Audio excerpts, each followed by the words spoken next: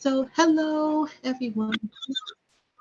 Awesome, thank you. Okay, so welcome to this week's Transformation Thursday. This is Transformation Thursday, week 104, and our topic today is live foods for living bodies with holistic plant-based nutritionist Miss Genny Mack of the Eat School.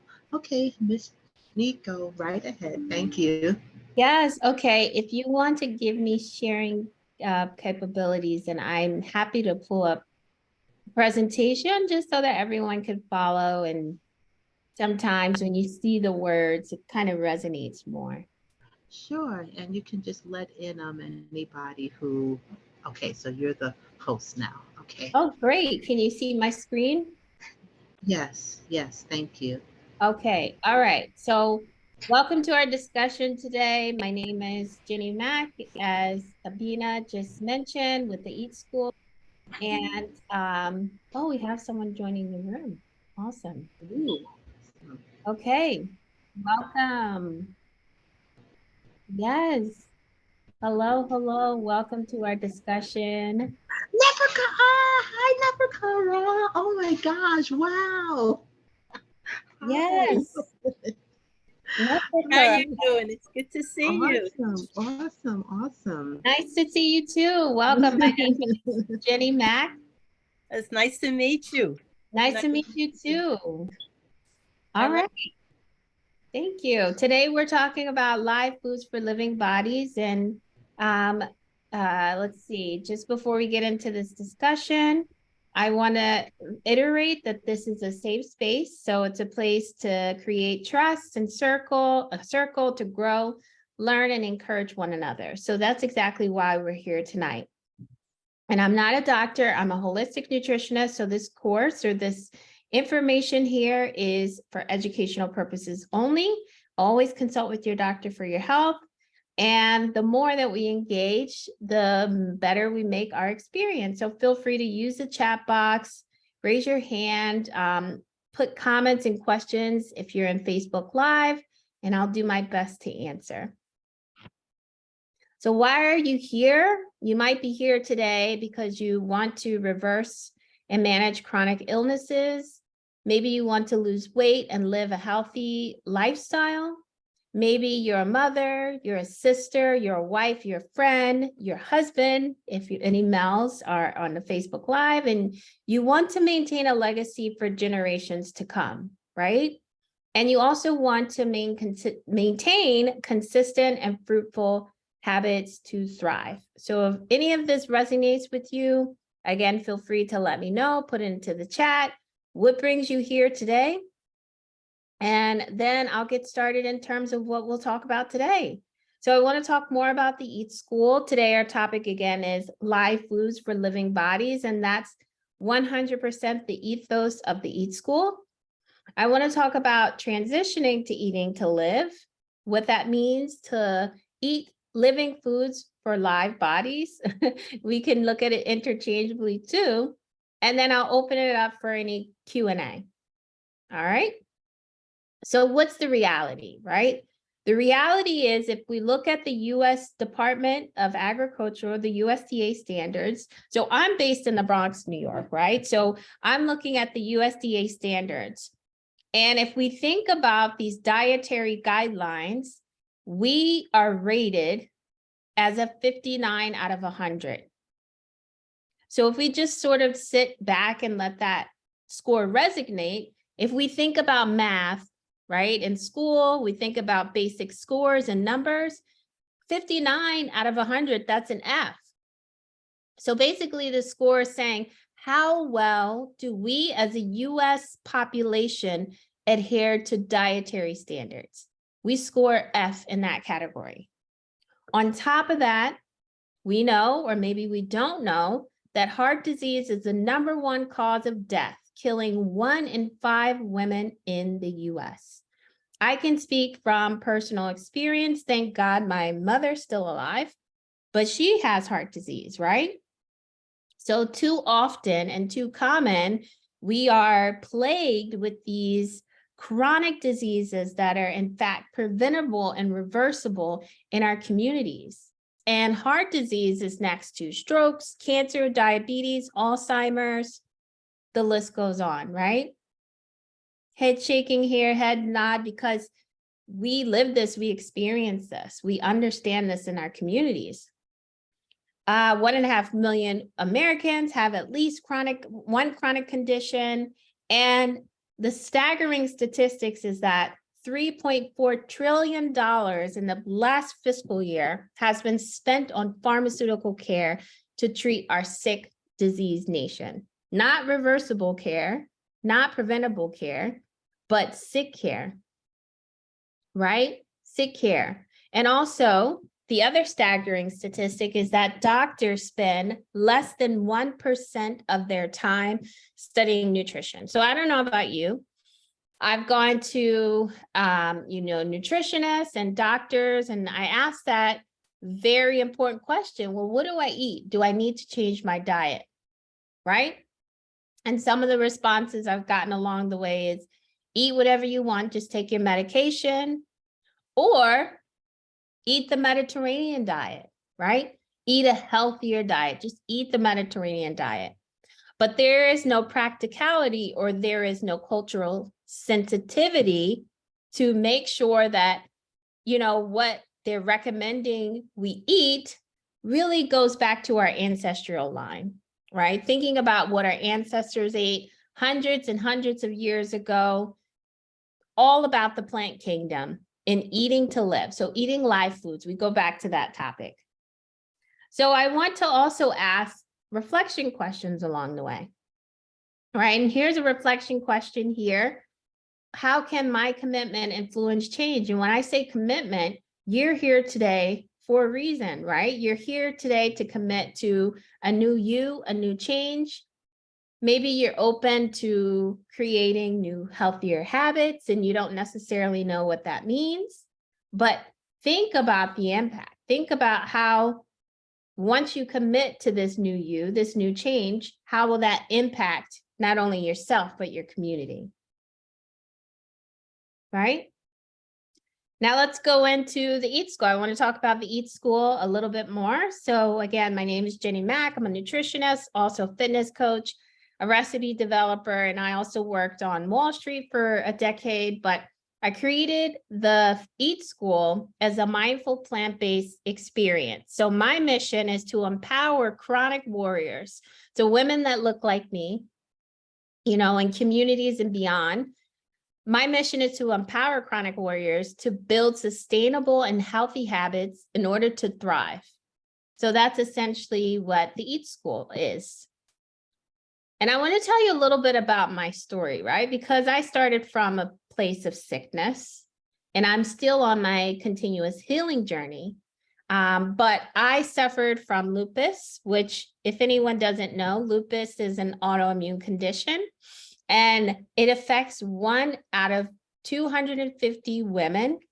Most people with lupus, 90% of people with lupus are women, and that's because there is some hormonal impact in terms of diagnosis, and there's no cure for lupus, right? It's a lifetime illness.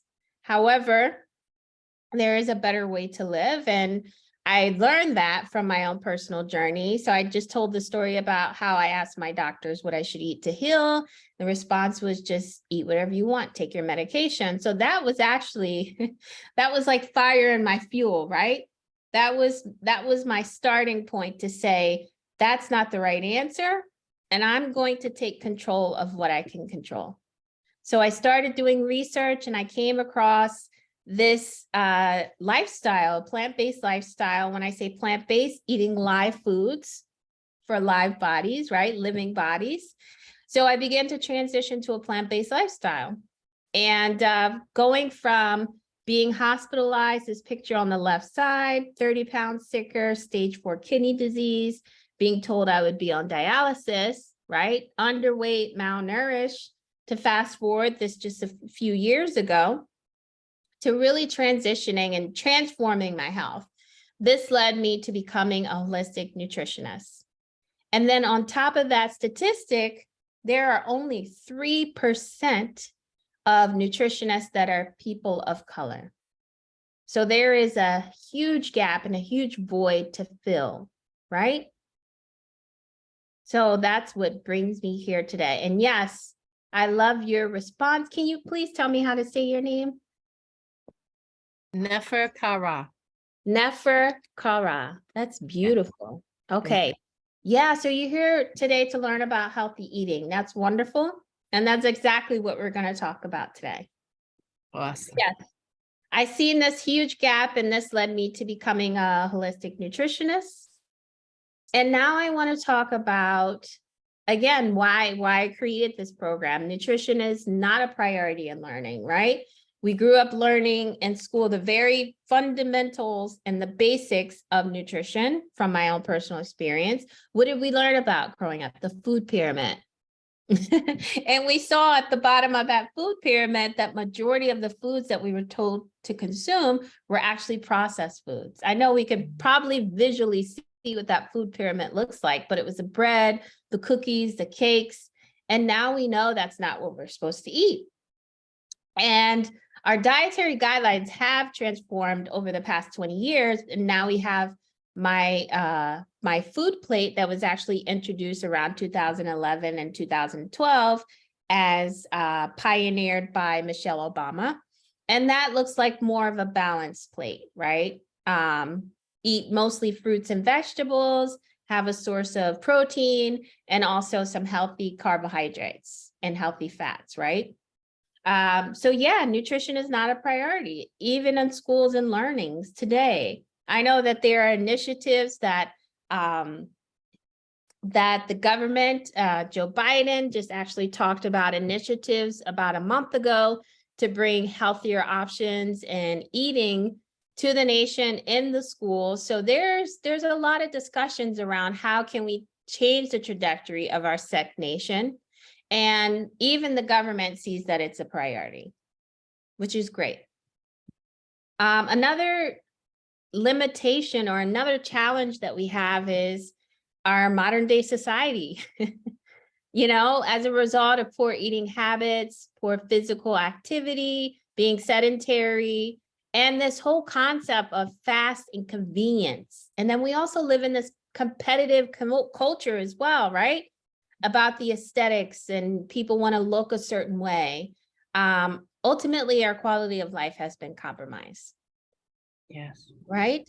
So this is why I dedicated my life's mission. I changed my 12-year career as an accountant, and now I'm focused on bringing good nutrition and fitness to our communities. So thank you for being here. And we have so much goodness to cover. Again, if you have any questions, thoughts, or reactions along the way, feel free to put it in the chat and I'll do my best to respond and answer, okay? So now let's talk about what are live foods for living bodies, or what I'm going to call plant-based foods. Have we heard the terminology plant-based? Are we familiar with plant-based? Yes. Okay. So let's talk about it from a scientific and a practical standpoint. I'm going to call this a mindful plant-based lifestyle because it's really about bringing intention into what we're eating. And not just what we're eating, how we're living. Our lifestyle is something called lifestyle medicine. So when we think about lifestyle medicine, it includes all the facets of life to really cover mind, body, and spirit. So again, what are we eating? But what are we drinking? How are we moving our bodies? Who are we surrounding ourselves around? How are we managing our external stressors, especially work? Especially family, right? Especially relationships. And then how are we sleep? Are we getting enough sleep? Are we just in this continuous anxiety cycle? Are we sleep deprived? How about drinking, alcohol? Those kind of things are triggers to our bodies. So all of these facets we have to think about, not only just eating, to really transform our lifestyles, right? And sometimes, most times it seems overwhelming because of the life that we already live. But my experience in working with my community is that it's very well possible to live a life of abundance when you transition to eating live foods for living bodies, right? So that's what this slide is talking about, is a plant-based lifestyle is the most scientifically researched eating pattern that is proven to prevent and reverse chronic disease. The research is there. It's about abundant eating and abundant living. So what does it include? Well, it's about living ethically, not only just to improve the health of humans, yourself, but also improve the health of animals and the planet. We live in this ecosystem and we can't turn blind eye to what's happening with global warming, with the change in our climate. I mean, it just happened this week, right? Where it was 70, 75 degrees in New York City, for example. Now we're getting in the 50s and the 40s in just a day, right? It's been sort of dry, a very dry drought season. And then you also have hurricanes in Florida, right? So we need to pay attention to what's actually happening with Mother Nature. And she's telling us that we need to wake up. Eating a plant-based lifestyle is also focusing on fiber. Do we know that 97% of Americans are fiber deficient? If there is one thing that you could take from this discussion today, is to alleviate that deficiency by eating more fiber. And guess what foods are high in fiber? Plant-based foods. So you have your fruits, your vegetables, your beans, your legumes, your grains, your herbs, your nuts, your seeds. And generally, when people think about veganism or plant-based living or vegetarianism, they think about what they have to give up. But I'm here to tell you that there are actually over 200,000 species of plants. Did we know that? 200,000 species of plants. And we're probably only eating 100 of them as a common nation. So what I've discovered is along the way that there are just so many fruits and vegetables and nuts and seeds that I haven't even discovered. So it's about that creativity and about that fun to make something new and tasty and flavorful, but also open up those recipes that our ancestors ate, right? And what does a plant-based lifestyle actually exclude? Well, it's about excluding inflammatory foods and behaviors. It's about removing those foods and behaviors that no longer serve you, right? Like the meats, the processed meats, the dairy. Do we also know that 80+% of us are lactose intolerant, right? The processed foods, the sodas, the cookies, the sugars, the list goes on. But again, remember that abundance mindset, those 200,000 plant species. Think of it that way. And then, like I said, including all those other lifestyle pillars. So to ask this question, and I would love to hear your answer if you feel like sharing, how would you rate your lifestyle right now on a scale of 1 to 10 without passing judgment, right? Just knowing that we all have work to do. We're humans. Yes, very good question. So the question is, what are some examples of foods that our ancestors ate? Absolutely. So if we think of our ancestors, when I say ancestors, I'm talking about Western and Eastern African countries and ancestors, right? So let's start there. And what they primarily ate, I mean, they were hunters and gatherers, but what they primarily ate was these fiber-rich foods. Lots of legumes, lots of complex carbohydrates like yams, cassava or yucca, right? But different families of beans, like variations of black-eyed peas, just for example, but they had different types of beans if I just had to give a commonality. Lots of nuts and seeds. Peanuts were the baseline to a lot of their dishes. Right? So that's what our ancestors ate. And in terms of meat, it was actually a luxury to eat meat. You know, if they ate meat, it was because they caught it wild. And again, it was a celebration. So they probably ate meat once every 2 weeks, for example. And if they were in a tropical region and they had access to fresh water, then they were catching fish. Right? So that's what they ate predominantly. And if we still think about some of those Western and Eastern countries, they're not suffering the way we are with chronic illnesses, right? Because they're still incorporating those ancestral traditions, right? And I mean, there's a lot of complexity to oh my God, such a good topic, being emotional eating, which we could definitely talk about. But there's also there's a lot, I shouldn't say some, there's a lot of complexity with our American culture and the history of our ancestors, right? To get into this topic, we were coming from a place of survival to live. We were coming from a place of survival, and sometimes we were given the last of the food, the scraps of the food, and we had to make do of that, right? And we're familiar with some of those, like, for example, Thanksgiving in my family was all about having chitlins or ham hocks with collard greens, right?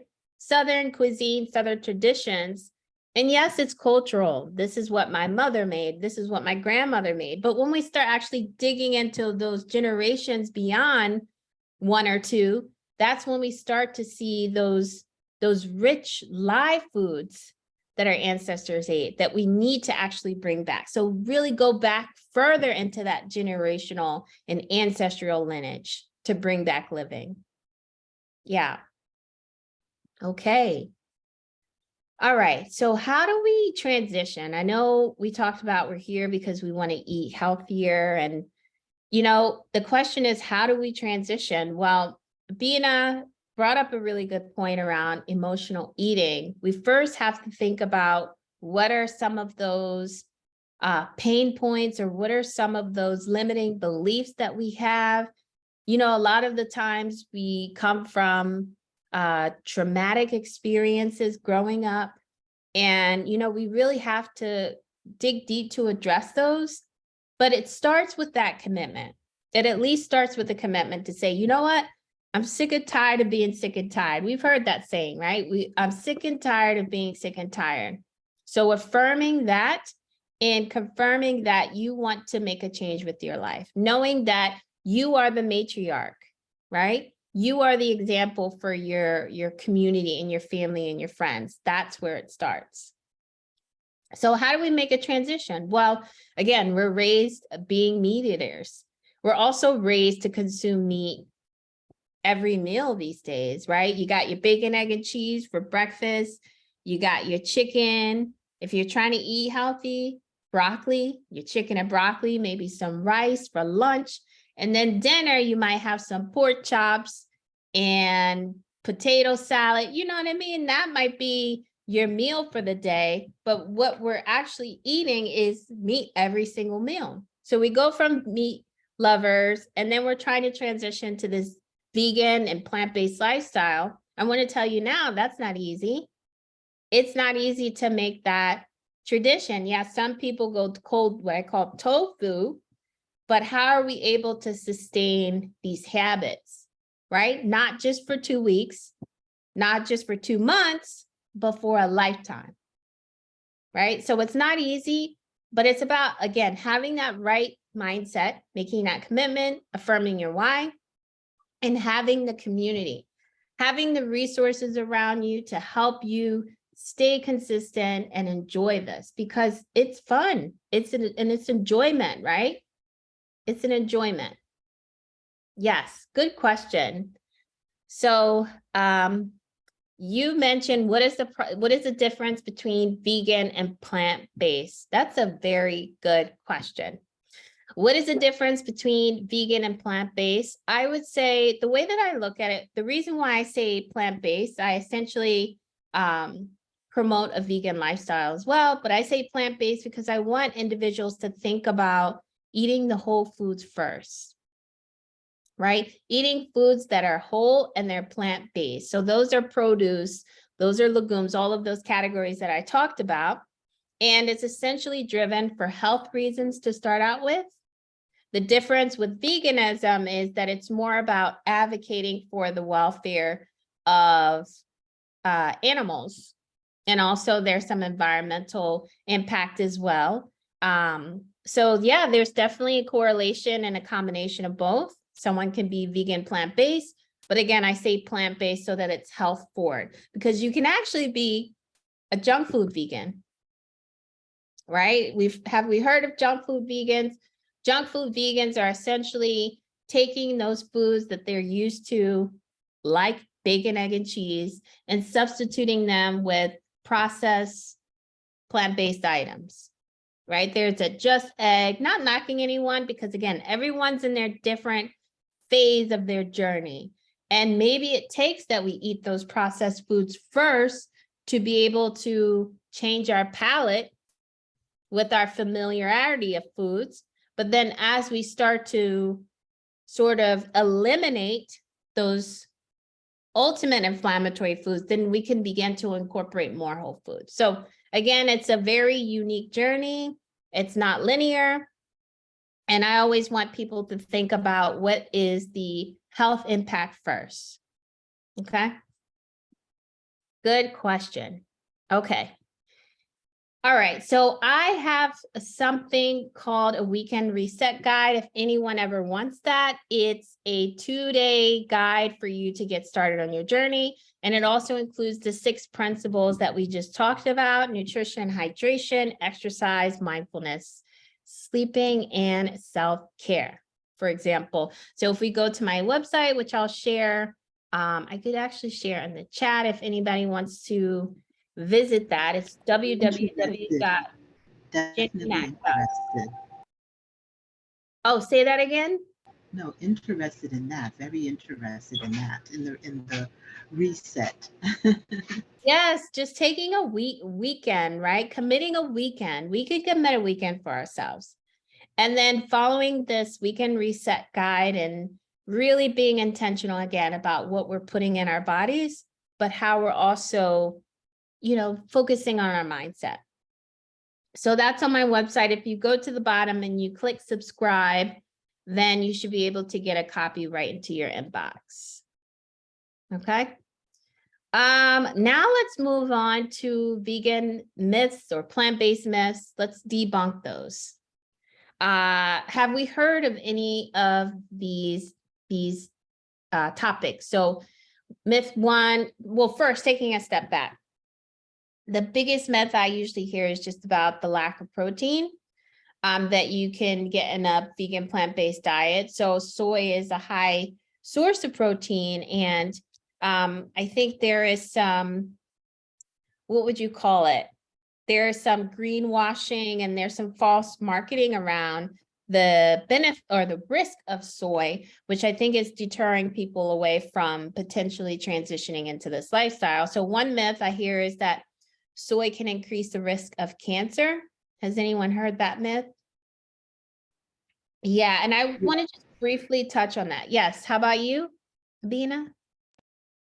Yes, I've definitely heard that. You've heard that too. Okay. Yeah. And Neferkara, I see that you shook your head too. Okay. So yeah. When I talk to people, they say, "Oh, you can't touch soy at all. It'll kill you." Yes. Yeah. So what I understand from my research and just from eating soy myself, is that soy is a phytoestrogen. And what phyto means is that it is a plant estrogen. So when people hear estrogen, they think that's going to fluctuate their estrogen levels in their body. But because it's phyto, it's a plant, and plants are complex sort of entities or beings. So what the soy is actually going to do, it has different, what I'll call modulators. And what it'll do is attach on to the estrogen and either elevate it or decrease it. So it acts as a modulator rather than just spiking or decreasing your estrogen one way. And if we also think about soy as a staple food, a lot of Chinese cultures, for example, or Japanese cultures have soy as their staple food. They're eating it every single day. And on top of that, there was this book done by Michael Greger. I believe it was by Michael Greger or his counterpart. I'm looking at it right now. But the book is called The China Study. And it actually shows that, Colin T. Campbell is the author. Dr. Colin T. Campbell. And the China study actually shows that women in China actually have the lowest breast cancer rate. And guess what their staple food consumption is? Soy. So I think with soy, there just needs to have a lot, there just needs to have a lot more, we just need to have a lot more conversations, and there actually needs to be a lot more research as well, I'd say, with soy. But if we're going to consume soy, I would just recommend consuming it organic when possible and non-GMO. Another thing I want to say about soy is if you eat meat, you're actually eating soy, because 90% of the soy that's grown in the US is actually fed to cattle, for example. So, you know, a lot of us have these reservations about soy when actually, if we're consuming meat, we're consuming soy. The next myth I want to note is that, oh wait, there's a question here from Neferkarat. The question is, does it depend on what form of soy we eat? Tofu versus soy versus fake meat versus soy milk. This is a very good question. So tofu is a form of soy. It's just a process of boiling the bean, sort of condensing it, and then you have that sort of gelatinous mold. That's a tofu. Soy is a kind of bean, so that I would say go closer to the origination of soy. So if you can eat soy as a soybean, tofu isn't too far removed from it. There's different forms of soy. There's also tempeh that's more fermented, and that can help with enhancing gut bacteria. But definitely I would say stay away from the soy-based fat meats, fake meats, and fat meats. They actually include a lot of trans fat and saturated fat in those soy meats because, yeah, they definitely just want to amplify the flavor with oils and salt and sugar, for example. Avoid those when you can. Soy milk would just be boiling the soy beans and then just sort of extracting it to get the milk. So that's not too far removed. Very good question. Very good question. Keep the questions coming. The next myth I want to talk about is how a plant-based diet lacks protein. Well, that's certainly a myth because there are tons of plant-based sources out there where you can get protein. Now, the number one argument is that you can't get all essential amino acids, and there are 9 essential amino acids that we need to make up a complete protein. The debate is you can't get all 9 essential amino acids. Usually in most plant-based foods, soy is a complete protein. So there you go. Quinoa is a complete protein. You got amaranth, which is another grain. That's a complete protein. So there are complete proteins out there. And then what you can also do is combine foods. So if you combine rice and beans, that's a complete protein, right? And there are certain beans that include high amounts of protein. Chickpeas, for example, you add those into your meals. Adzuki beans, mung beans, like there's just so many different types of beans that you can try and add to your diet to get a complete protein. Also, a lot of nuts and seeds will give you a good source of protein. So if you're diversifying that, so for example, you have oats in the morning and you add some almonds, you add some chia seeds, right? Those are good sources of protein. All right, so you can definitely get protein in your diet. And possible vegan substitutes. Yeah, I think what I would say about vegan substitutes is, I kind of mentioned it a little bit earlier, but we're all in different places in our journey, right? We're all in different phases in our journey, and not one journey is going to look the same. But, you know, sometimes it's harder for people to jump from being a heavy carnivore meat eater to just eating beans, for example. So you need that sort of transition category of foods to help you sort of reminisce some of your favorite dishes to what your palate is used to. So if an Impossible vegan burger is going to help you satisfy a beef burger craving, then I would say do that. But again, as you start to really fine tune what your why is on this journey, then that's when you could say, well, I know that these impossible vegan substitutes don't necessarily have healthy ingredients, one of which is saturated fats, and that could potentially cause adverse effects on my health. So then I'm going to look to make my own burger. You can make a delicious black bean burger. Again, a chickpea burger. So there are ways to slowly transition. I would use that sort of like as a transition food. Omega-3 oils. This is a very good question. A lot of us are deficient with healthy fat because we're focused on saturated fats.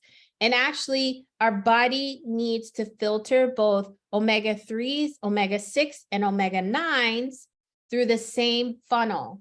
And technically, you need more omega-3 and less omega-6 and omega-9. But what are we doing as a nation? We're consuming more saturated fats and oils, which fall into the omega-6 and omega-9 category.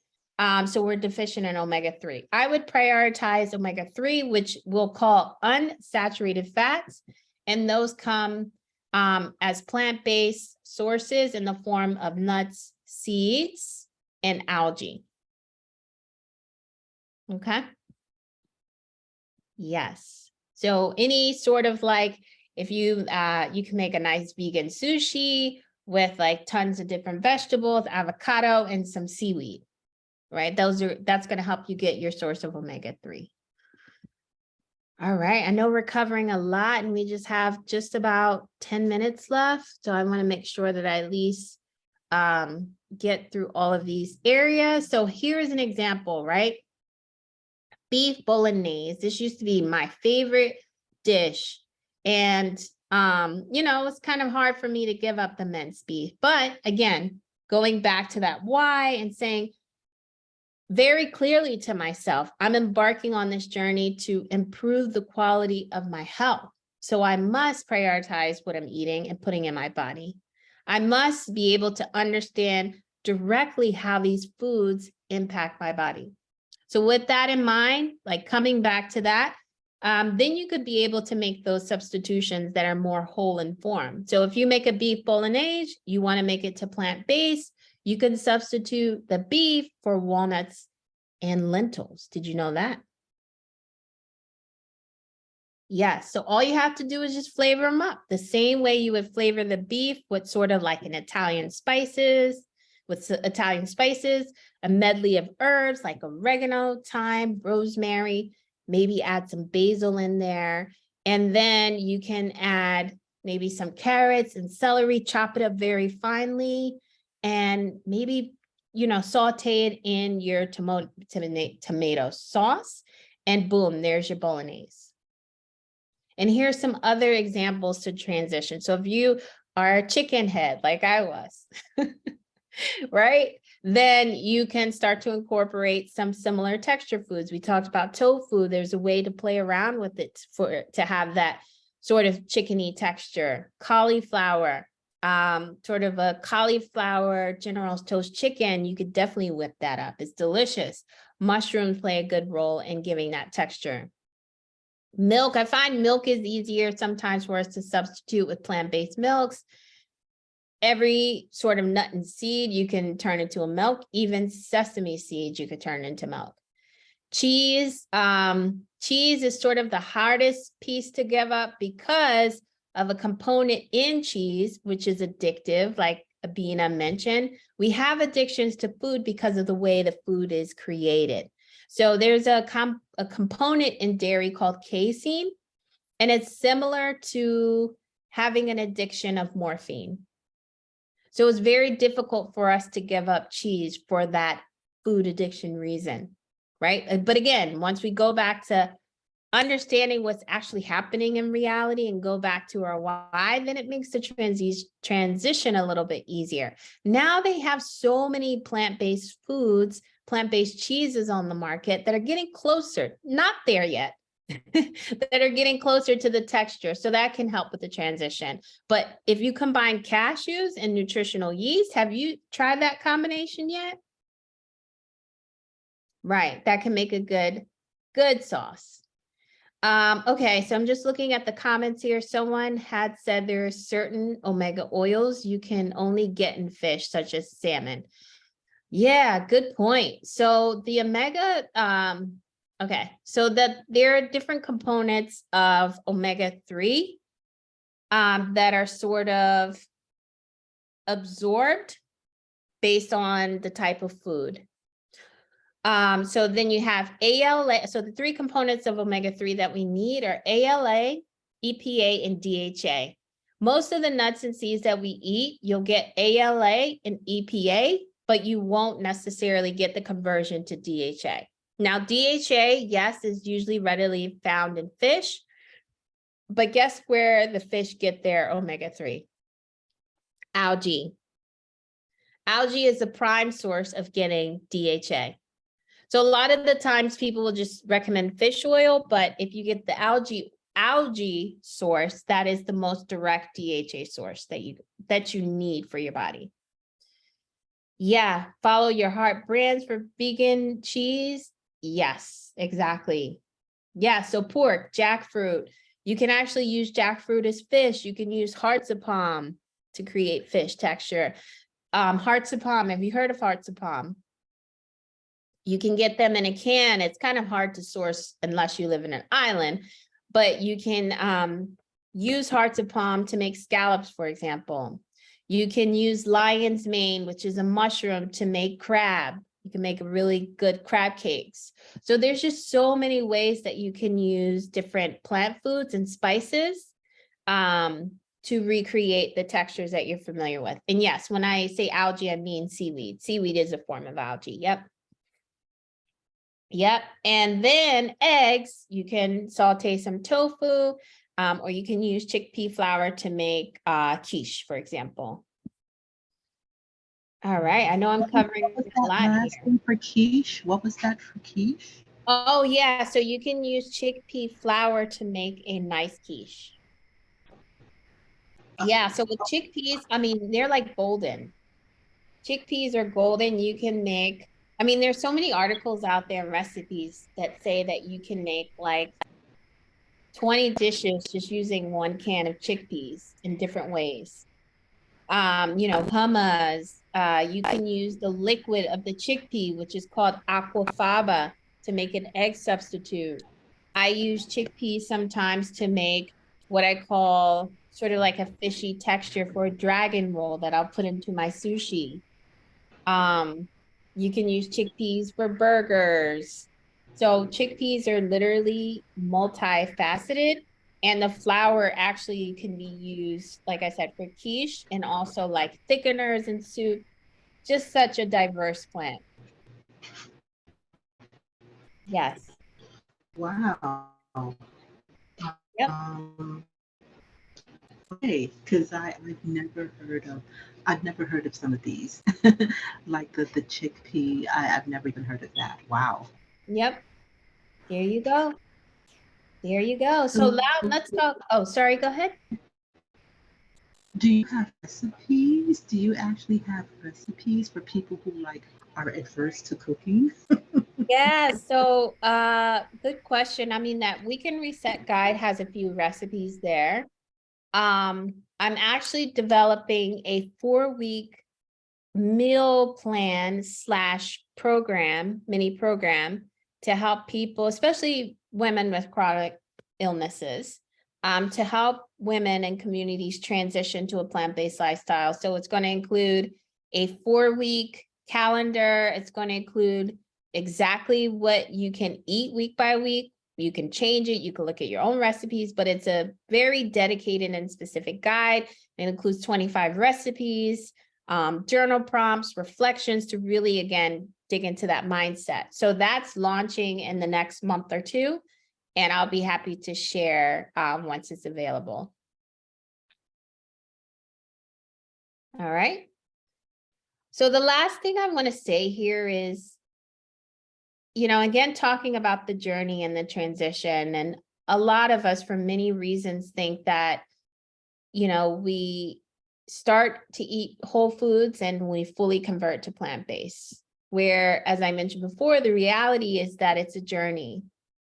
And where you start is affirming that why, but incorporating more whole foods into your diet, whether it's your breakfast is going to be fully plant-based, whether it's you practice meatless Mondays, right? And your meatless Mondays, you'll veganize your favorite spaghetti bolognese dish or your rice and beans with some jackfruit, right? You start veganizing your favorite recipes. And then you might have a setback with food addictions or cravings. That happens, right? We're humans, but you give yourself grief for that. You journal those emotions and those feelings along the way. You practice mindful eating all of your meals at the table with undivided attention. And that's going to help you really start to tap into how food makes you feel, what's your relationship with food, and you'll start to feel those changes, whether you have more energy when you wake up in the morning, whether your skin is clearer, right? Whether you drop some pounds without even having to think about it so much. But I just want to tell you that it's a transition, and it's also going to help the baseline for that healthy gut, that healthy mind, that healthy spirit, right? And again, it's about living a life of abundance. Some of these qualities that I mentioned. And you don't have to do this alone, right? Again, I'm here if you need me as a support. I shared my website. Again, I'm Coach Genny Mack, and I'll leave it open for any questions. Let me stop sharing. So I put a question because I think a few weeks ago, one of the Thursday sessions was on menopause. So what about foods for like menopause? Yeah, so with menopause, it really is again about balancing those hormone imbalances. Some of those foods that I mentioned before, like soy would be good for menopause, organic, clean soy. I would also recommend flax seeds. Those are also phytonutrients, and just foods in that omega-3 category, which will be heavier with the nuts and seeds. You have sesame seeds, almonds. Brazil nuts are also good because they provide a good source of selenium. And if we just had 2 Brazil nuts a day, that can help us balance our cholesterol levels, for example, if we have any complications with that dealing with premenopause. There are also herbal teas. I didn't get into herbs too much, but the power of herbs are tremendous. There are some herbs like red clover, if you're not on blood thinners, that's good, or red raspberry leaf. Yeah. Okay, and I don't know if you addressed the question about algae. Are you talking about the seaweeds? And what other things are the seaweeds good for? Yeah, so algae is just sort of like this umbrella form of foods like seaweeds. They come in different names and components, but seaweed is an example of algae. I would also say sea moss is an example of algae. So if it just sort of comes from that water, fresh water, for example, and it has that algae sort of vibe, that would be in that category. And algae, again, is good to provide a good source of omega-3, but also to provide a good source of specifically DHA I talked about. Yes. Okay, and I think I have one more. The mushrooms. What are some good mushrooms? I've heard of lion of the sea, lion's mushroom or something like that. Those are Yeah, they're substances. so mushrooms are great because they provide a good source of B vitamins, which we need as an energy reserve, right? That really just sort of gives our body energy, and also a way for us to metabolize our food and, digest the enzymes, the nutrients, and remove toxins. So we essentially need B vitamins. Mushrooms are good for those. And there are different mushrooms that provide different sort of textures. Oyster mushrooms are good. Again, if you're kind of looking for that seafood, lion's mane, also in that seafood category. Shiitake mushrooms are really good. some of these mushrooms actually have medicinal properties, even though they're edible. Shiitake and maitake are two really good mushrooms that also have medicinal properties. And the medicinal properties help our bodies modulate our immune system. So again, if our immune system, sort of same concept with estrogen, as I talked about, if our immune system is out of balance, like overactive or underactive, especially if we have chronic diseases, for example, Hashimoto's, we have underactive thyroid, lupus in my case, I have an overactive immune system. So mushrooms are good in these situations to help modulate our immune system. Wow, there's so much. There's so much. See, there's so much. There's 200,000 plant species. I didn't even talk about fungi. There's a million species of fungi. Wait, aren't fungi mushrooms? Isn't that the same Yes. thing? I was going to ask, what's the difference between a mushroom and a fungi? Yeah, fungi, I would say more, it's sort of like the algae is more of a broad category. And mushroom is actually the fruit of the fungi. It's the fruit of the fungi. So when we have the mushroom, like the little button mushroom, that's the fruit of the fungi. And what about like portobellos? Because those are pretty big. Yeah. Fungi. Yep. Yeah, those are mushrooms. So they're the fruit of the fungi. And is there a difference in nutrition between the two? Yeah, there definitely is difference in nutrition with mushrooms in general. Like some mushrooms will have higher sources of B vitamins across the board, like folate, for example.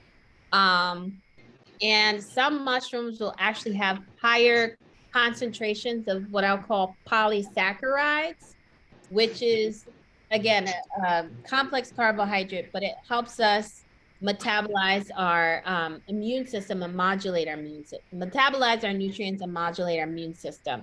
So an example of a mushroom that has a high level of polysaccharides would be a reishi mushroom.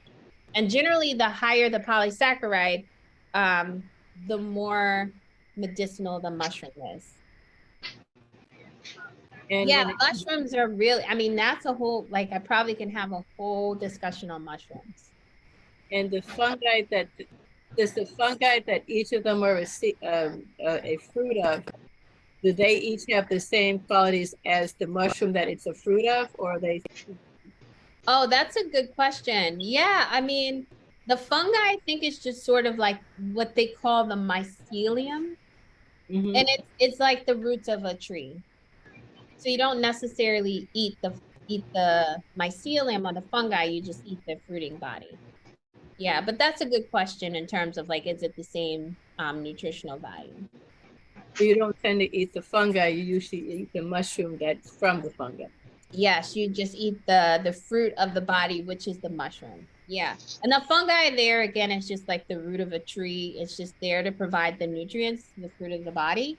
And then what happens with the mushroom is that once it fruits, the same concept with plants or fruit on a tree, it'll drop down to the ground and you call it spores as opposed to seeds. You call them spores and mushrooms. And then the spores will go back into nature to regenerate again. And mushrooms are incredible, and we don't actually talk about them enough, or fungi in general, because I mean, they are actually foundational to the regeneration of our ecosystem.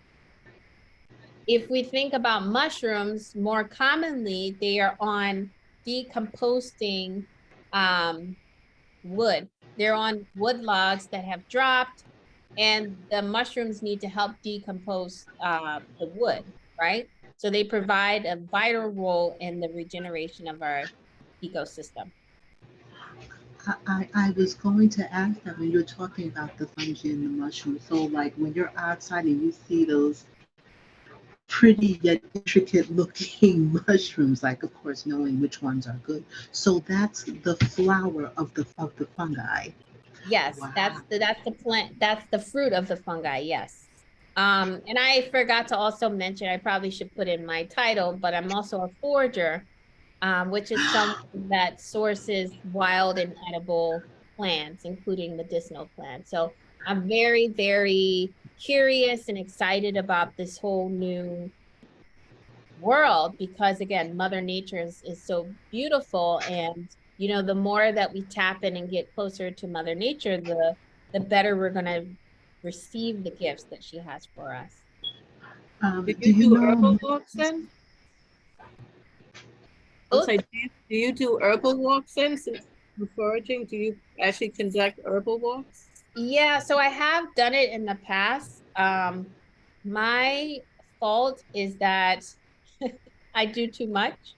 So I'm trying to reprioritize my time and my schedule, but I definitely want to incorporate foraging and herbal walks, especially in New York City. Do you live in New York? Yes, I live in the Bronx. Oh, excellent. Yeah, there's some really good parks. There's Van Cortlandt Park. There's also something called Concrete Park that actually is an open source park. And they plant free edible plants. Really? Where is that located? I don't know the exact location, but if you Google Concrete Park, Concrete Park? yeah, Concrete Park, it's in the Bronx. It's definitely best to go though with it being led, just so you know exactly what plants are there. But it's so beautiful and like right now it's the fall time and mushrooms specifically are quite abundant around September, October.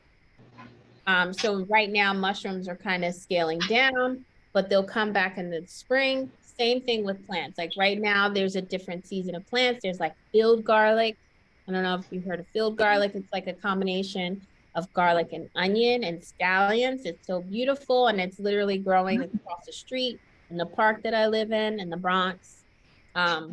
So the fall, I would say the fall and the spring bring different seasons of medicinal plants and mushrooms. Do they ever do it in Pelham Park? Um, Or I'm not sure if they do it in Pelham Park, but I wouldn't be opposed to looking into it more. What I also like to do is visit different parks during the weekend just so that I know exactly what grows where. Basically, I'm just creating a list of resources and really understanding what plants grow where so that when I put my calendar together, you know, I'll have the different parks on rotation. There's I know a wonderful. they have a lot of hiking trails in Pelham Park and over by Orchard Beach. They have all types of hiking trails. And I know when I was over there the other day, somebody was showing me how that they actually have walnut trees over in Pelham Park. Yes. Yeah, and walnuts have like a very finite season. Around late September, early October, you can get some really good black walnuts specifically, which are delicious. So we're near in North Bronx. There's Seton Falls Park, which I love because it's very wild. Like it's kind of days. Yes. It's kind of apparently has some history from the Revolutionary War, so it's largely like untouched. I mean, it does have some paths or whatever. So I would love if you could do something there because You I mean, know just what? some beautiful things. Yeah, you know what? I feel like it is an untouched park because there's also a network of like foragers who post where they go, and no one has really talked about Seton Falls Park. And when I was at the Bronx night market last week, I had a representative, someone that worked for the New York City parks, and they were just talking about Seton Falls Park and how they want to bring more activities and culture. So I think that would be a really good opportunity. Because when I drove by there the other day, they seem to be renovating parts of it. So Yeah, yeah. I talked to Miss Patterson, over the summer. She told me some of the stuff that they're doing. So, do you must know Miss Journey Bimwala, who's a forager in the Bronx? So I don't know her Um, personally, but her name Miss is Jenny, on. Journey? Uh-huh. Yeah, so I don't know her personally, but her name is definitely on my list to connect. I know that she's the one that leads the herbal walks and tours at the Concrete Park. And she just actually finished her last walk last week because like I said, the fall has a really kind of short season around September, October. You might get 1 week in November, but sort of foraging is dying down right now. You know, that's been the interesting thing to me because, as you said, usually by this time of the year, everything is dying. But from where I am, there's a walking path to go into Pelham Park. And it's been fascinating because some parts are brown and dying. And then there are other parts that look like it's springtime, where they've got these beautiful violet flowers coming out of things. And the plantains growing. Her when we talk, anyone talking to the two of you is like, you know, with all of the information. It's technical difficulty. It's like I don't know if it's from the global warming or what, but I'm like, wow, depending on which side of the sidewalk you look at, you got spring and fall. And then I was like, well, maybe, I mean, are those things actually fall plants that I just don't know about it, or are they confused with spring? It could be a combination. Like, for example, I saw some rhubarb growing, which is usually a spring plant. So I think there is some fall plant confusion right now, but some of those plants are fall, like aster, for example, they're kind of like purpley, pretty flowers. And then you have garlic mustard, which is quite green and has a nice long stalk. So there are fall herbs that are specific to growing. But yeah, it is a confused time. So if there are some that, you know, grow in this time, why do they stop foraging? Because then we don't get to learn about the fall winter ones. That's true. That's true. Well, usually most of the foraging, like I said, is done like more September, October, like early fall. But that's not to say we couldn't walk right now this weekend or even November to explore some herbs. There's still some good ones out there. Yep. We use one of the young folks was telling me that they have like these plant identifier apps where you can take a picture of it and stuff. Yep. But they said some are more accurate than others. Do you know like which ones are the better ones to get and which ones? Yes. Picture this is good. Picture this in the chat. Picture this.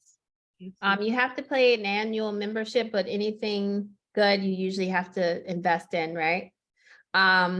I also have different herb books that I also use to accompany my walks just to do a triple check, to your point, because some of the plants will be misidentified and the last thing we want to do is eat something that can make us sick. Like, you know, I learned along the way too. When I thought a common violet was a common violet, but it wasn't, it was something else. So very important to be certain before consuming anything that's wild.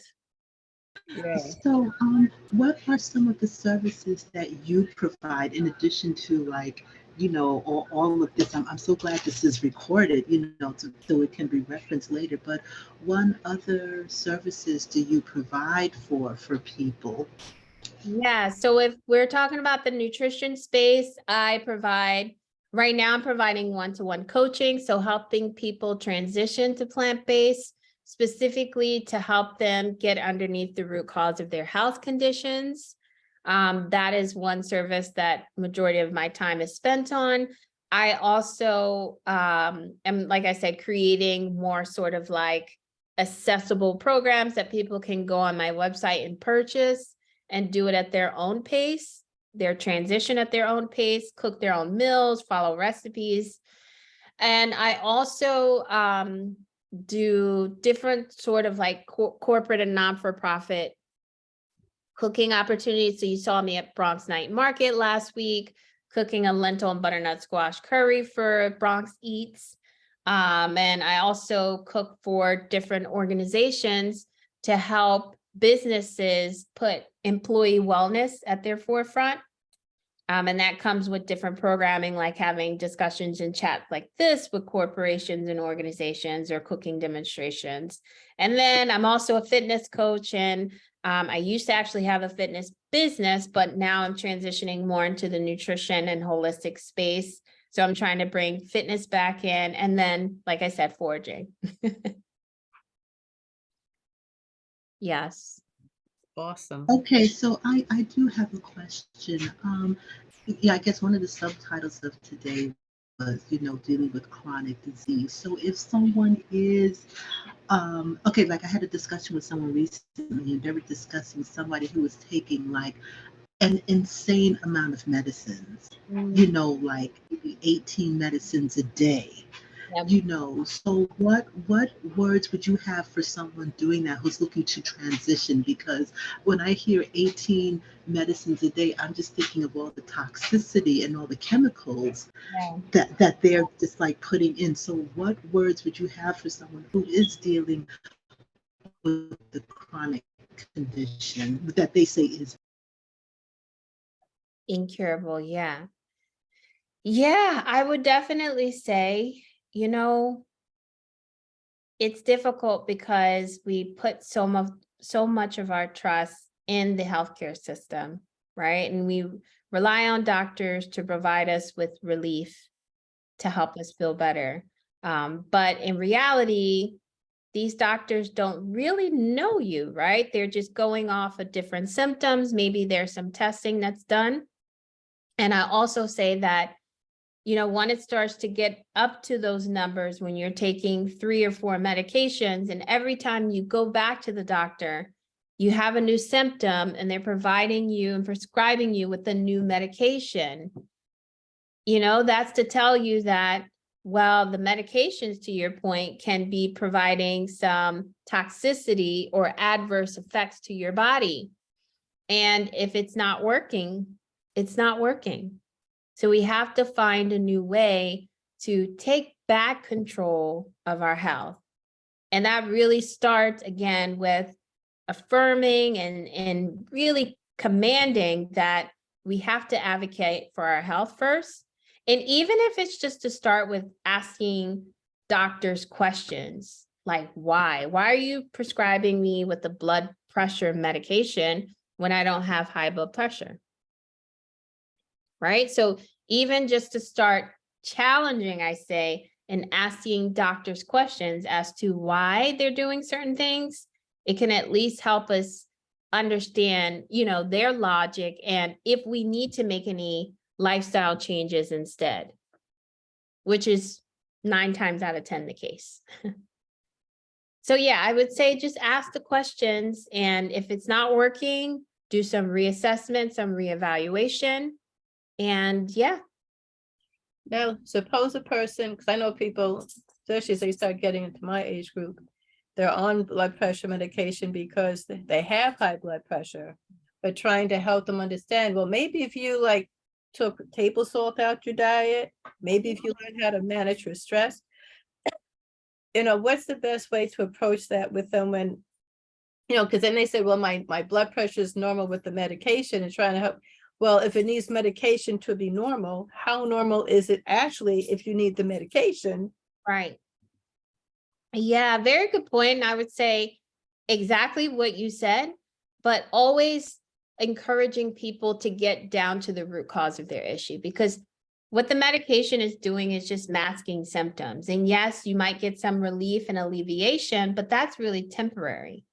And what's actually happening from a cellular level, what's happening from an organ functional level, that's what we really need to understand. And that comes with, one, understanding what we're putting into our body. I mean, that literally has a direct impact on the way our systems and our cells and our organs operate. Mm-hmm. So thinking about it from that way, starting that way. The other question I had, because it's brought to my attention all the time, is that if you're always just eating raw, the weather's getting cold, so don't you need some hot cooked food to warm up your system?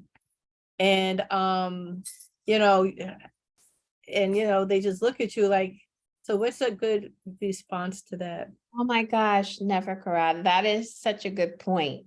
And just give me one moment. I just want to make sure, because I did have a 8 p.m. Sorry.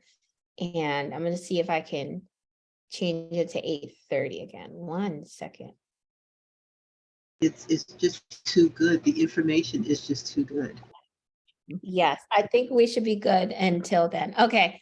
Yeah, so you talked about raw foods and you also talked about cooked foods and really just thinking about what the optimal sort of way of eating is. Again, like just thinking back to our ancestors, they didn't eat raw food, you know? There are some, I would say, influencers or people in the political space that have high power, especially in the Black community, that follow a raw vegan diet, I know, for like 50 plus years and that are thriving, but they also live in the Caribbean, for example. So yeah, it's very important for us to eat seasonally. And when I say eat seasonally is right now, it is the fall time. We're getting into the cold season in New York City. So it's very important for our bodies to eat those kind of foods because our body needs to store extra carbohydrates to keep our bodies warmer and help regulate energy in our body. So when we're eating cold foods, we're actually creating dampness. If we think about traditional Chinese medicine, that's the terminology, we're actually creating dampness in our body. So, you know, now we're cold when we're eating our salads or drinking our smoothies, and our body actually isn't able to digest those foods accordingly. So it's very important to eat seasonally based on where you are in the world. There are benefits of eating raw, live food, I would say, but that really depends on, again, where you are in the world. Summertime would be the West. I mean, like living here in New York, during this time going into winter, what type of foods? Because I would tell people like, well, you know, with sweet potato, you know, you could still like blend it up like in a Vitamix or something and have it raw so you're not killing off all the nutrients. But then, you know, it's as you're, you know, as you're saying, they're saying, yeah, but you need something hot. So that's why I'm like, so what, you know, do you do like a hybrid of the two or? Yes. So let me just pull this up. Actually, this is a resource that I can share. Can you see? Oh, I'm showing you my full canvas screen. Hold on. Let me see if I downloaded this, but I want to answer your question. Let's see. So I have something called a seasonal eating guide that's going to answer your question. Oh, here it is. Okay. Can you see my screen? Yes. Okay. So yeah, these are some of the principles that I talked about as to why we should eat seasonally. You actually get a higher quality of nutrients in that fruit or vegetable because it's grown at that time. And you save money because it's usually cheaper. If you think about economics, and Grow NYC is a very good resource to get it. But to your point, if we look at fall, this is what's growing in season. I mean, some of these are actually on the West Coast, but you have like your Brussels sprouts, you have your cauliflower, you have cabbage. So you have these root vegetables, these cruciferous vegetables that are high, again, in fiber, but also complex carbohydrates that are going to sort of transition and transfer into energy reserve, which your body needs right now during this time of the year. Right. So I always say, think eating seasonally, but also think about what your body needs during the season. In terms of nutrients, yes, there is nutrients that are lost in the cooking process, but not completely lost. And to your point, you can counteract that by eating raw fruits and raw fruits. Generally, we eat our fruits raw, like apples, peaches right now, some bananas. You're going to get nutrients that way. I will also say that there are some foods that you actually must cook them to get the nutrients. For example, tomatoes have actually a higher source of what we call lycopene, which is an antioxidant when you cook it. Okay. Okay, so there are certain foods that we need to cook to actually elevate the nutrient density. Some foods are lost during the cooking process, but there are different ways to cook foods. You could slightly steam. That would be the first way to cook your food without losing its nutrients. You can also roast, right? You can also sprout You can actually sprout beans like mung beans or broccoli sprouts. Mm-hmm. Yeah, so there's a way to still incorporate those live foods without killing the nutrients, but you need to cook your food to get nutrients for certain foods. And during this time of the year, your body needs more warm and warm and nutrient dense foods. So would that be like the root vegetables, like sweet potatoes, carrots, beets, things like that? You would like roast them or something, or? Yeah. Yep. So this list right here, I would say right now, beets, you can definitely have raw or you can roast them. Bell peppers, you can have raw, roast them. Broccoli, actually, you increase the nutrient absorption if you if you cook with mustard, it increases an antioxidant compound called sulforaphane. You cook it with mustard, like regular Like mustard? mustard powder, just a sprinkle of it, and it's going to increase the antioxidants. And you just lightly roast them, or? You can lightly steam them. That would be the most beneficial way. Steam them or saute them? You Or can you have to steam be- or saute, yeah, just for a few minutes, keeping some crunch and bite. How about the Right. air fryers? Would air fryer be a good way to do it? Or no? The air fryer works too, yeah. So that would cook it just about right also? Yep. The air fryer is good. Yep. So to your point, these are what's in season right now during the fall, if you kind of just want to take an inventory of these. Mhm. And the exciting thing is that you can try different foods and try different recipes to incorporate it. All right, because that was always my concern. It's like, well, the more that you're cooking it, then you're just eating dead stuff, and what good is that doing you? But you're saying some foods, how do you find out like which foods are better actually cooked versus raw? How do you find out which is which? Yeah, I would just literally, I think research for that, just to kind of think about certain foods, you could do a quick just research there. But like I said, tomatoes, which are coming out of season, there's still some fresh tomatoes around. You got to cook those for the lycopene. You also have to cook foods, which I didn't discuss. This is actually a whole nother conversation. You also have to cook certain foods to remove anti-nutrients. So there's a whole category of actually anti-nutrients. You might have heard something called oxalates or lectins. I just highlighted spinach, for example. Some people can't have raw spinach because it has high oxalates, especially if you have thyroid issues.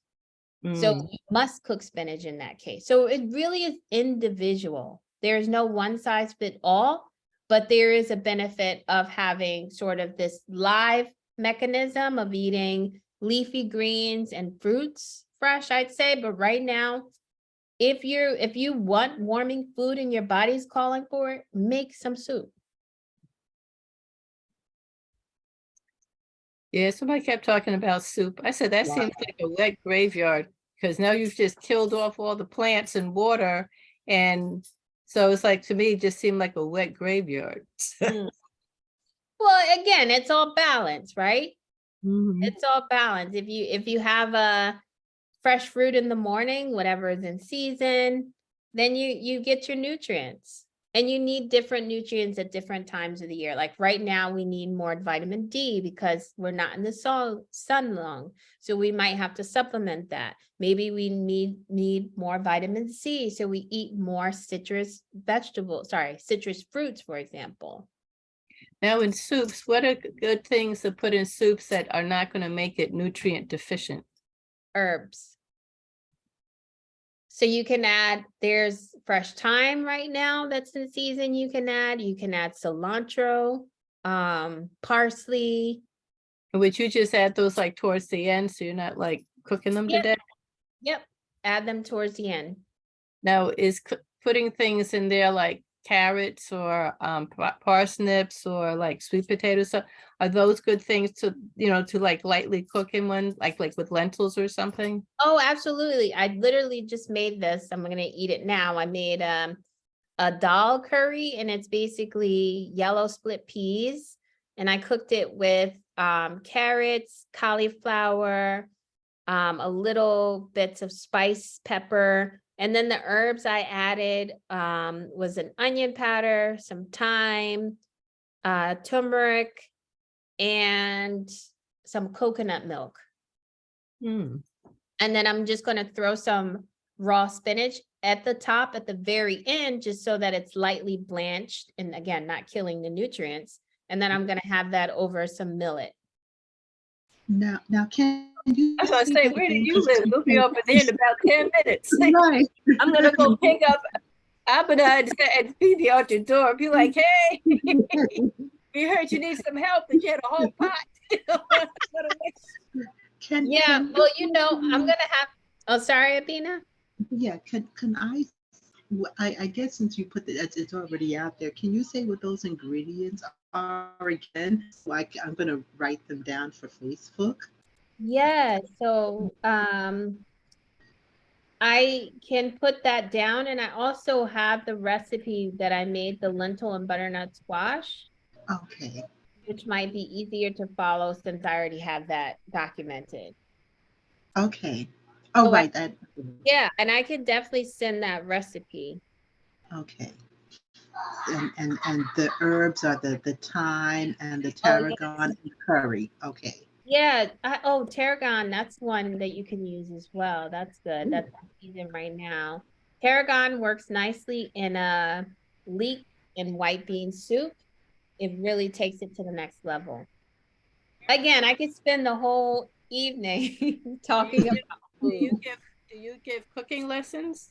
Yes, I give Exactly. cooking lessons, both individual and group. And as I mentioned, I do cooking demonstrations as well. Do you do private cooking? Yes, yes, I do. Okay. Okay. Do you do I this think I definitely want to talk where about that. where it's where you do the cooking lessons and stuff? Where is that located in the Bronx? So right now I'm doing virtual cooking sessions so that people cook, you know, their own meals. And essentially I'm just providing a ingredients list, a grocery list. And then we get together just like this on the live on the Zoom, but we do it in the kitchen. And I go through the recipe, we cook it at the same time. And the good part about this is if you have any, say, food allergies or food aversions or food dislikes, then we can always provide substitutes. Yes. Okay. All right. So this has been amazing. I had such a good dialogue and conversation with you both and with Facebook Live. Thank you so much, Mhm. Jennifer You got a Karat, lot of hearts here on Tina. Facebook. You It got a was lot a of real hearts pleasure. here on Facebook. Oh, say that again. You have a lot of hearts here on Facebook. I've Oh, got good. viewers and they're sending hearts. So I think they're definitely. Abena, you're breaking up.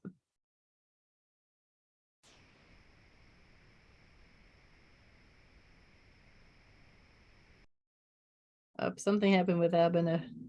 All right. It Uh-oh. it was a real pleasure though meeting you, and I appreciate all the information that you shared. It's very important because so many people have these concepts of what soul food is and how healthy food is other people's food. And it's like, no, that food was our food first, and we need to reclaim it. So Yep. thank you for the beautiful work and commitment and knowledge and sharing that you have.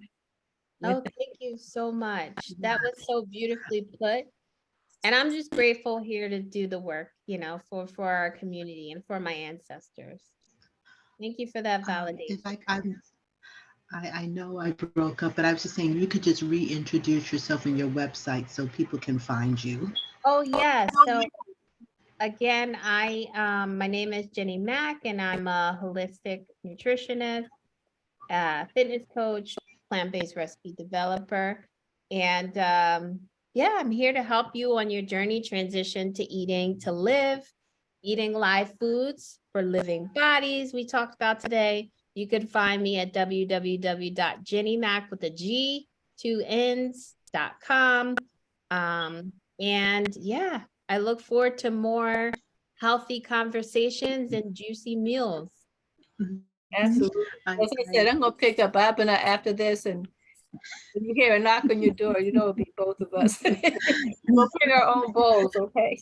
Well, Abena has my contact. We definitely have to schedule something, whether it's like an herb walk or maybe a community cooking event. I think that would be fantastic. I would Yes, love I'm a definitely herbal walk. interested in the next virtual cooking class that you offer. I just have one super quick one. What do Yeah. you recommend for breakfast? What do you recommend for eating for Oh, breakfast, especially around this time of year? That's the last question. yeah, I mean, there's this whole concept of intermittent fasting, which is quite powerful depending on where you are on your health journey. But to break fast, I would always encourage fruits, because you're gonna get the bang for your buck when you have fruits, right? You're gonna have the hydration for the fruits and the nutrients. So I would definitely always break a fast with the fruit.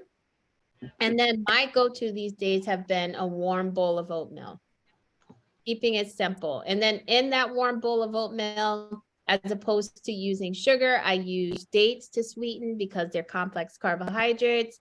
And then I'm using goji berries because they're high in vitamin C right now. I'm using different nuts and seeds, almonds, like I said, Brazil nuts, chia seeds, and then a plant milk.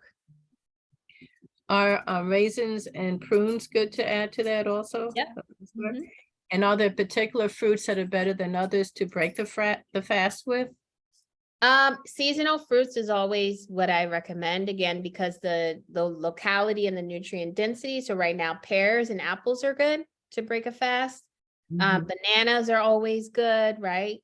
But I know a lot of people really love like watermelon and grapes, which is good if you can get access to that, but they're not in season right now. What about like the berries, like strawberries and blueberries? Yes, yes. So blueberries, I was also gonna think about that as a category: blueberry, raspberry, strawberries, but again, more seasonally. If you can get blueberries and just kind of always have them frozen in your freezer, those would be good to incorporate at least a half a cup a day. And why blueberries in particular over the Yeah, other? all berries are pretty good. I mean, blueberries are kind of the safest, I'd say, because just the compound in them, it's called anthocyanins, antioxidants, which are good. And I just say blueberries because some people are allergic to like strawberries and raspberries. I see. So they're the ones that are least likely to be allergic to. Yeah, the blueberries. Yep. So And yeah, you said eat fruit. dates? Oh, grapes are good. Yeah, grapes. And the way that I think about it is if the higher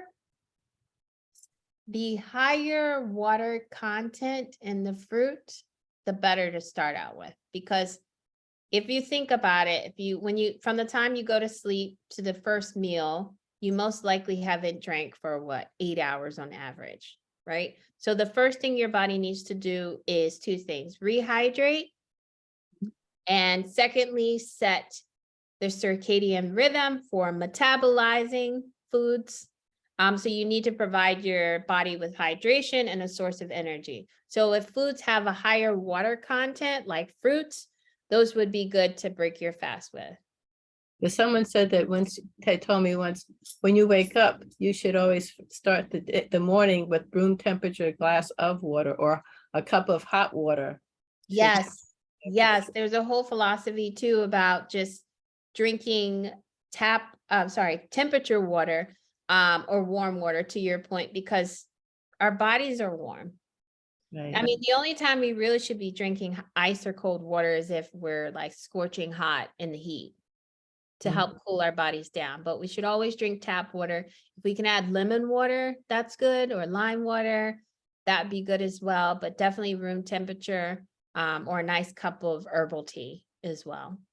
And also someone was telling me that like with grapes or whatever, that they need to be seeded, that you shouldn't have unseeded food. Oh my gosh, Nefer Karat, you are just bringing all these good points, right?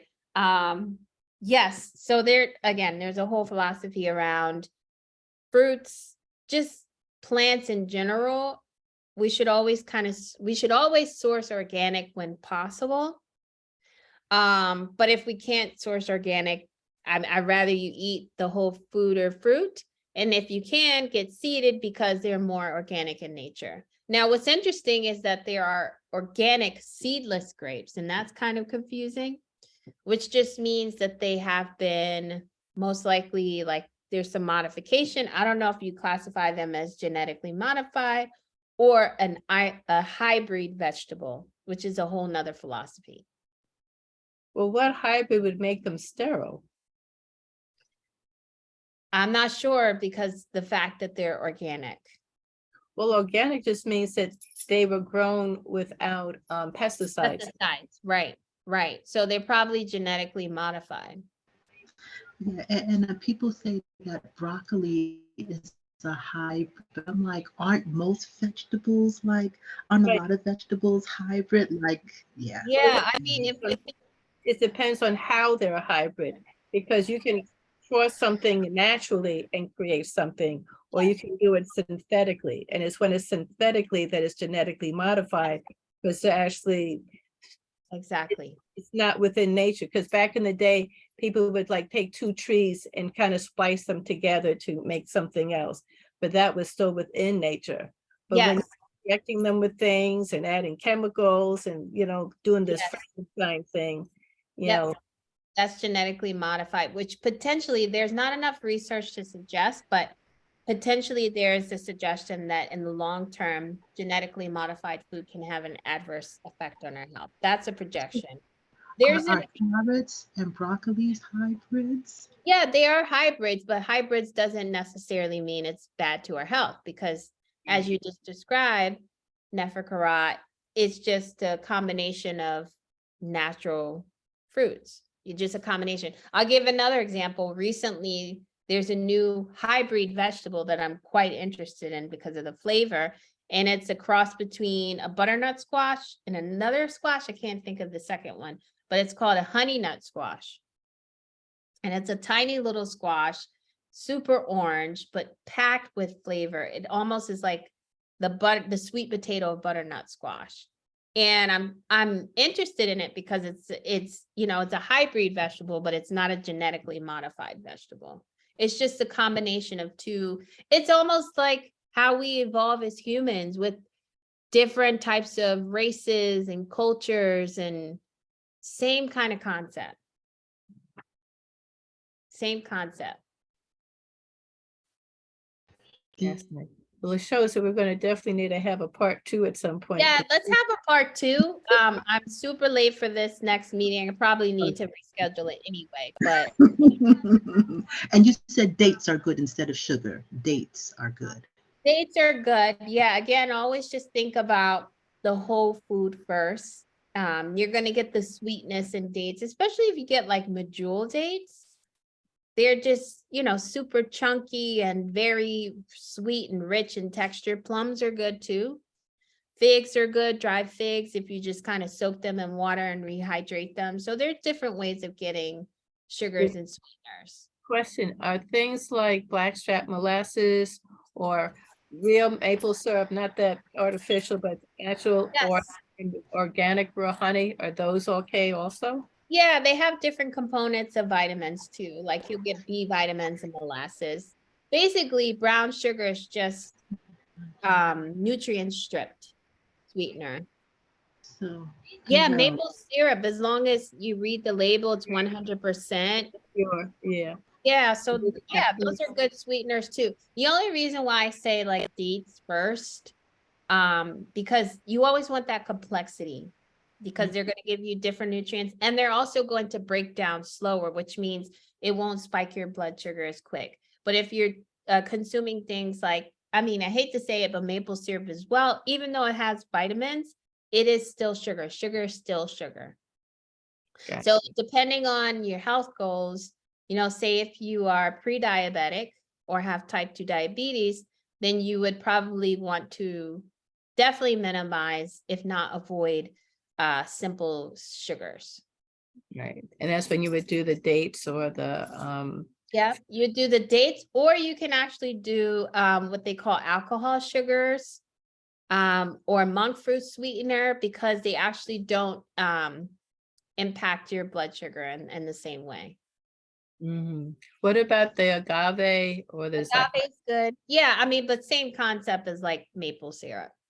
last minute? Because somebody said that agave is supposed to be good for diabetes, so that's why I was curious. I would say it's a better substitute, but again, if you're looking to really regulate your diabetes, then it would be something I would at least minimize. I would go for the complexity first, and then, that's a substitute for sweetener. Gotcha. And what about the xylitol?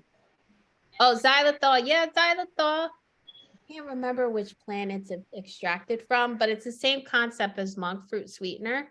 It doesn't spike your blood sugar. Okay. And figs, figs are sweeteners. Yeah, figs are sweeteners too. If I run out of dates, I soak some figs and they do the same magic. They're actually a little bit sweeter than dates. Now, if you're using them in a smoothie or something, do you need to soak them first, or only if you're using it for something else? I would soak, if you're using figs in a smoothie, I would soak them first. Yeah, I they're a little bit didn't. rough. Wow, I didn't know they could even go in smoothies. Wow. Oh, absolutely. They can go into baked goods as well. You can make like little energy balls with them. I mean, this is where I say the opportunities are endless. Wow. I thought it was only craisins or raisins. I didn't know that about figs. Wow. Figs, yep. Definitely use them, especially if you have dry figs laying around. Which I know Dry some of us do, right? figs, the fresh figs. Yep. So dry figs. But I'd always heard that the dry fruits were very high in sugar. I mean, they are like I said, I wouldn't eat them all the time, but they are sort of the first line of defense I would use as a sweetener. And then, I mean, some people have to avoid sweeteners, even if it's dates or figs that are high in sugar, because of their blood sugar numbers, or maybe they're battling with a fungal infection like candida, right? Which is a whole nother topic. So it really depends. Wow. But that's when they're eating. She's not talking about just snacking on them. She's talking about when you use it to sweeten something else, not to sit there and eat a bag of figs. Yeah, exactly. Just use it to make whatever you're eating a little bit sweet, but not to snack on like 10 dates. I left my sister over the holidays last year to sit my dog, and she wants to stop eating candy. So I gave her some dates. And by the time I came back, the whole box of dates was gone. I mean, there was probably like 100 dates in there. Wow. I was gone for 10 days, so maybe she had 10 days, but still. They had 10 a day or something. Right, it's really just a snack on, but I mean, you could even add nut butter. If you're feeling hungry and you need a little sweetener, open a date, a medjool date. I usually get the dates with the pits in it, because when they take the pits out, you don't know what's inside of it. Bugs can grow in it. So buy the dates with the pit in it, take the pit out.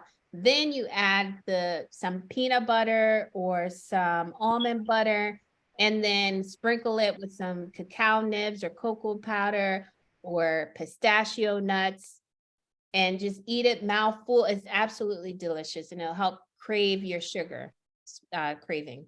So don't eat pitted dates. Don't eat dates where they already take the pits out, right? Because I mean, you just don't know. There can be mold that grows inside of it, because essentially you're breaking the date, right? That makes sense. Yeah. Yeah. And that's something I learned, because at one point I saw some bugs in there, some black mold. It's just better to have a whole clean date if you already have the pit in it. Where did you learn all of this? You're like a walking encyclopedia. Yeah, lots of passion, as you could see, and lots of studying and long nights and late nights. I mean, I just really want to be a resource for our community. You know? I was going to say, someone on Facebook, there's just people are just really loving this.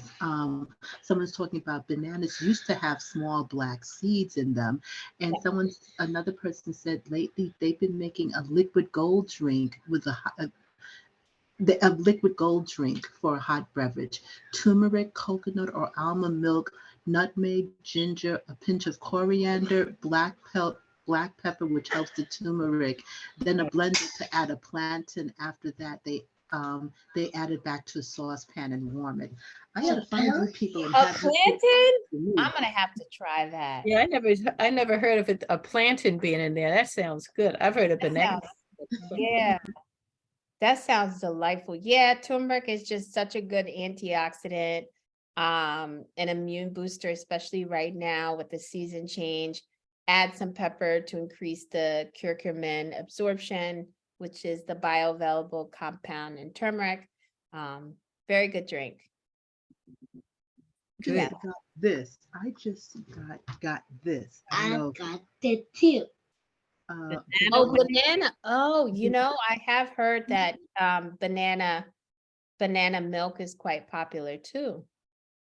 I haven't tried it yet. It So sounds I guess would be a good, yeah. recommendation. I'll try. Yes. You have to let me know how it tastes. Because I have put bananas in nut milk to make it smoother. Like I'll freeze it and then I'll mix it with like almond milk or whatever to add, but I've never thought to just have it by itself. Yeah. I mean, that would be helpful.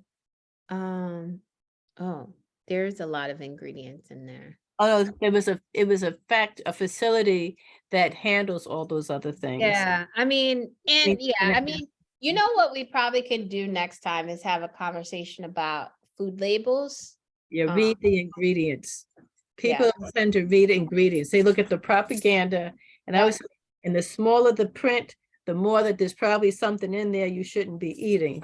Exactly. I say if it's more than 5 ingredients, put it back down.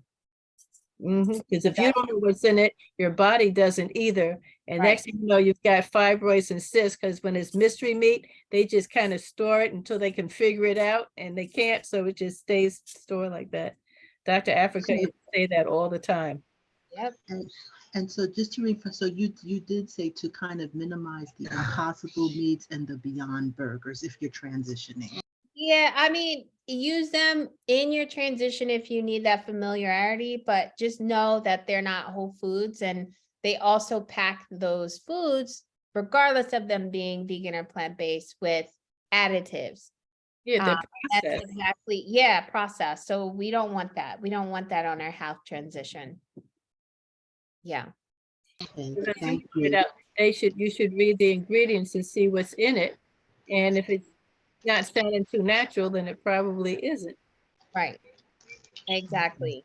Thank you. Yep. Thank you. Okay. Well, I think we've held her long enough, but I mean, she's been wonderful. She's been wonderful.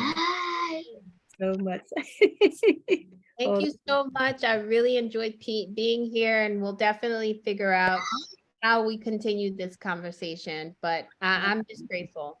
Thank you again. Absolutely. And this has been Miss Genny Mack, and her website is jennymack.com. You can find her on Instagram at The Eat School. And when you have a conversation with her, just make sure to have a notebook for all of these gems and all of the exactly. Right now, I'm offering a free 15-minute clarity call. If you look on my website, it's there. So if you want to, book some time, then we can definitely have a detailed conversation, and I could see how it can help you from there. And you do wellness coaching for people who are like transitioning? Yes, exactly. Yep. Okay. And we didn't even talk about the fitness. We didn't talk about the fitness, which is fine because, there are different places that need priority. And I think nutrition is certainly one of them. Absolutely. Okay, so this has been wonderful. For the people who I see are just joining on Facebook, please watch the replay. It's been so informative and so educational about eating and eating on a cellular level, which is, really, really awesome. And if anyone is dealing with chronic conditions, Ms. Jenny Mack gave a lot of fantastic guidance. So you can definitely watch the replay here or on Instagram. And again, her website is jennymack.com. And basically, if you have questions about eating, contact her. There you go. Thank you, Okay, Anna. thank you. Thank you, Nefer. This was fantastic. And I'll Yes, and that's I can't wait to see you on December 1st when you're talking about health as well. Happy I banana. gotta come to that. All right. Happy banana. Thank you so much. Have a wonderful You're evening, welcome. everyone. You Okay. too. Good night, everyone. Thank you. Bye. God bless. Okay.